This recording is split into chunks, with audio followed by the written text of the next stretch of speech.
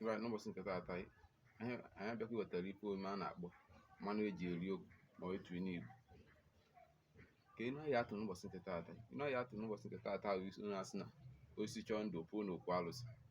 Ma tupu m na-aga n'ihu ịkọwa inu nke, biko nwanne m nwoke nwanne m nwaanyị nke na-ege m ntị, biko sọskraịbụ, folo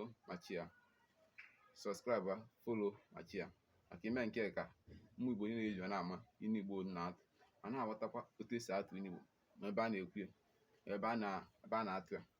Ka na-echekwa azụ n'Igbo nke nwa ntụ si na osisi chọọ ndụ opuo n'okwu alụsị. Inu nke nwa ọ takwa akpụ ma luo nne, ama na ụfọdụ n'ime anyị na-anụ inu nwa, ụfọdụ anyị na-anụ nwa ọkụ ya taata, ụfọdụ agwa taata ahụ izifa na-anụ ya na osisi chọọ ndụ opuo n'okwu alụsị.